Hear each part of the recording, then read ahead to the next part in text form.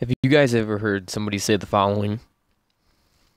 Conspiracy theories can't exist because they're too massive and somebody would come out and tell the truth eventually.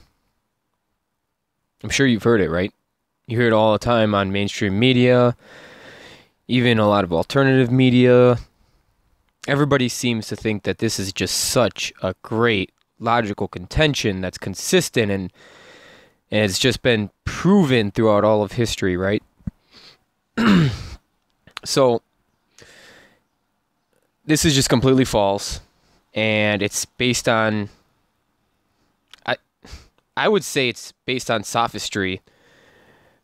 I mean, it could be mendacious that these people are just going up there and literally lying to your face. But I don't know, I really just think it's based on a bunch of fallacies that these people actually subscribe to and believe. Not really trying to mitigate the severity of them covering us up because they're basically being useful idiots for the people who actually do the events. So let me just go through all of history. I'm just going to take 3 examples from the 20th century. 3. There's multiple different examples I can go over, but these are the 3 that I wouldn't say everybody knows about all 3 of them, but 2 of the 3 almost everybody knows about. Who studied history or even generally just watch the History Channel occasionally. So, the first one I'm going to go over, and I'm going to include links in the description, so if you guys want to go in the links. I actually found one for the certain one that I'm going to go over that's actually pretty good. And the other 2 I'm just going to link to the Wikipedia page because they actually admit in the Wikipedia that they were cover-ups and conspiracies. So, let's just go on. The first one. The Manhattan Project. So, the Manhattan Project actually had over 120,000 people working on it. And it was basically made up of supposedly they estimate over 100,000 people were not actually involved directly with the project. They were just basically people who would come in and monitor certain data or bring certain materials to the scientists or copy down data that they didn't even know what the data really was. And I actually have a link that I'm going to show you in the description, like I said, that actually lists this. It's even on the Wikipedia page. And basically, you guys know what the Manhattan Project was if you know anything about World War II history. It was basically a group of scientists along with military personnel that got together, and they had heard rumors and from the Enigma codes, which is coincidentally the second thing I'm going to talk about, but through Enigma codes and other decoded messages about how the Germans were developing this fissionable material, yada yada yada. The British decided to take over and try to replicate it. They couldn't do it. But eventually all that information from Britain and the codes that Britain got, not codes, but the decoded codes, all the information was sent over to the United States, basically. I believe they say in 1942 is about when it happened. Because then Britain didn't really have the resources to go do really thorough research on this. They really need to work on, obviously, air defense and building up their military power. But basically, there was, like I said, over 120,000 people that worked on this, and even on the Wikipedia page, it says that 100,000 of these people, like I said before, had no idea what they were doing. Now, can you guys even comprehend that? 100,000 people are working on a project they don't even know what it's for. In fact, on the Wikipedia page, it even says that in 1945, only a few dozen people actually knew what was going on in the Manhattan Project. I mean, we all know the famous story, well, I wouldn't say all of us, but most of us who know a little bit about World War II history, about how when Truman became president, he was instantly debriefed about the Manhattan Project. So even the vice president of the United States of America did not know what the Manhattan Project was. So, for all you people out there who say, well, wouldn't somebody come out and whistleblow? Right there. Most people don't even know what they're doing in government positions, let alone even if they're participating in a conspiracy. They don't even know what they're doing. They're just going to their jobs and doing their jobs. The only people who actually know are the people who are telling them what to do. It's called compartmentalization. If you know anything about intelligence services or anything to do with government, there's extreme compartmentalization taking place. So let me go on to number 2, which I mentioned already, the Enigma codebreaker. So basically, the Enigma was developed by Germany. I believe it was either in the 20s or the late teens, like 1918 or something like that. But it developed, obviously, as time went on and became more complicated and basically went to electronic eventually. And the British themselves, they actually cracked the codes completely cracked the codes by 1939.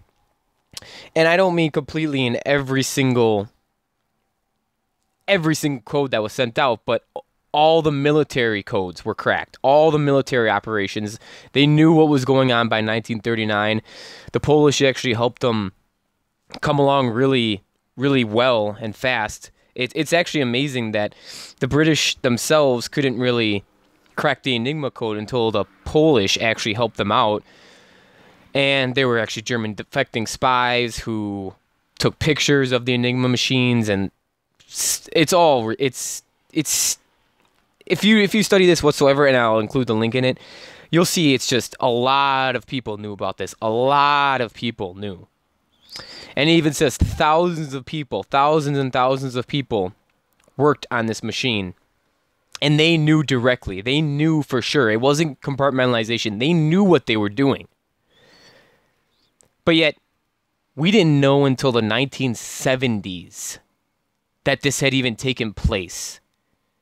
This was taking place in the late 30s, and we didn't know until the 1970s that it took place. So conspiracy lasted almost 40 years, with thousands and thousands of people actually knowing exactly what was going on. With thousands of family members that could have ratted out, right?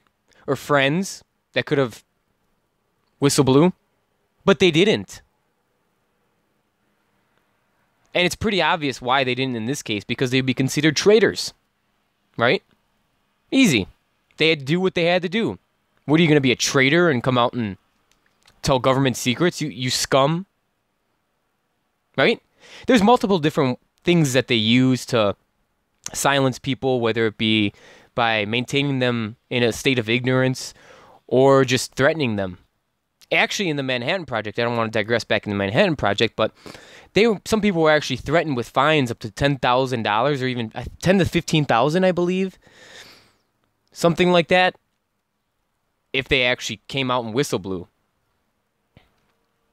So yeah, there's reasons why people don't come out and blow the whistle. Finally, because I want to make this video short, I want to go on to the last one, which this one is kind of near and dear to my heart because it, like I said, it has to do with the Nuremberg trials, which every pundit and every pseudo-historian edifies this one event as the paragon of justice, of just amazing Western values taking place here. This is a court session where people get to defend themselves and they get to... No, none of that happened if you actually study the Nuremberg trials. It was a joke. It was the exact opposite of justice. There was no such thing as a fair trial at Nuremberg. And many people know this. The only people who don't know it are those who don't care to study it, or those who are purposely going out and mitigating how bad Nuremberg was itself. It was a witch hunt, plain and simple. It was. And I'm not sitting here trying to mitigate what the Germans did by any means, but it was a witch hunt. For instance, how about at the Sachsenhausen camp, where 600,000 Soviet POWs were supposedly killed by a foot-driven pedal brain-bashing machine with a hammer, where there would be a little, what was it? There would be like a little drain underneath them, so when they bash their head open with the hammer, all the blood drips down in the drain. How stupid is that? And guess what? The Germans got convicted of it at Nuremberg. Yeah, I know. So let me go back to the Catene Forest. This is another thing that the Germans were accused of and convicted of during the Nuremberg trials. During the time of the Polish invasion of 1939, the Soviets obviously took the eastern half of Poland. They rounded up thousands and thousands of Polish officers and intelligence workers and anything from clergymen to teachers, you name it. And by 1940, after they had rounded up all these people, they basically just took them out and executed them all. And what happened was in 1943, the Germans found these in the forest of the Catene Forest. And they actually had the Red Cross do an international investigation. And Stalin, coincidentally, came out and didn't want anything to do with the investigation. And he just blamed the Germans. And guess what? Until 1990, even historians blame the Germans. Not all historians, obviously, but the mainstream historians blame the Germans. That's a conspiracy that lasted almost 50 years, almost half of a century.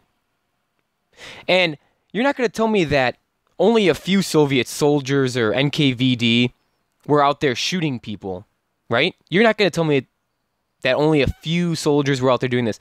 This had to involve hundreds, if not thousands of soldiers or NKVD agents. Because think about it. You know how long it would take to kill 20,000 people and bury them? That's a massive operation. That's just not like taking out 10 people out back, building like or digging a hole 15 feet deep and just putting them in there, right? That's a huge operation. Excavating parts of the forest to make way for the graves and putting the bodies in there, and then obviously they had to have hundreds if not thousands of people participating in this. And guess what? It was covered up for almost 50 years. So to all those people out there who say that, well, if there are conspiracies, there'd be a whistleblower, tell them they're ignorant and tell them their research history. Just 20th century history. That's all you need to do. And you people need to be prepared if you're going to go out there and debate with people who say these things. You need to have these on hand and ready and have some knowledge about it. Because these people will do anything to discredit you. Anything to discredit anyone who questions their theories on events that take place, even contemporary events. So you guys need to really do research on this. I'm not saying that you guys are ignorant whatsoever, but you need to be prepared with multiple different examples to prove them wrong. So thank you guys for tuning in and watching this video again. I really appreciate it. And like I said, I'll include some links in the description so you guys can check out more and see where I got some of my facts from, or if I'm even wrong on some things. But yeah, thank you guys.